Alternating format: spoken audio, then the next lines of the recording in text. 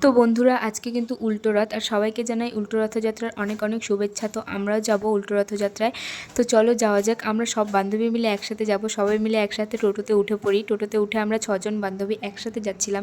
তারপর আমরা পৌঁছে যাই রথযাত্রায়। আমাদের যেতে কিন্তু অনেকটাই লেট হয়ে গেছিলো। দেখো, রথ কিন্তু অনেকটাই এগিয়ে গিয়েছে। আমার বান্ধবী কিন্তু কীর্তনের মনমুগ্ধকর গান শুনে আর নিজেকে থামিয়ে রাখতে পারেনি, সে নাচ করতে শুরু করে দেয়। তারপরে আমরা সবাই মিলে একসাথে যাচ্ছিলাম। তারপর অনেকক্ষণ পর অনেক ভিড়, অনেক ঠেলাঠেলির মধ্যে কিন্তু আমরা রথের দড়িটা ধরতে পাই, এবং আমি আর আমার বান্ধবী মিলে রথের দড়ি নিয়ে এগিয়ে যাচ্ছিলাম। তারপর আমরা সবাই মিলে একসাথে নাচ করছিলাম। বন্ধুরা, সবাই মিলে একসাথে নাচ করার কিন্তু মজাটাই আলাদা। তার উপর যদি আবার হয় কীর্তনের গান, তাহলে তো সেখানে আলাদাই মজা।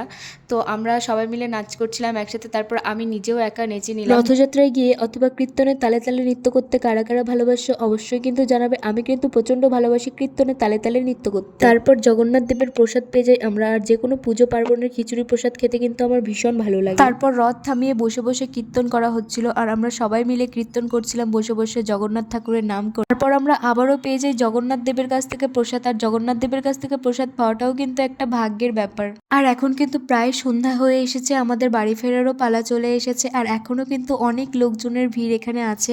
বাড়ি ফেরার আগে আবারও আমরা সবাই মিলে একসাথে নৃত্য করে নিলাম। তোমাদের ওখানে রথযাত্রা কেমন হলো, আর তোমরা রথযাত্রা কেমন কাটালে অবশ্যই কিন্তু আমাকে জানাবে। আর কে কোথা থেকে ভিডিওটা দেখছো সেটা অবশ্যই আমাকে জানাবে। আজকের ভিডিওটা এখান থেকে, সবাই ভালো থেকো।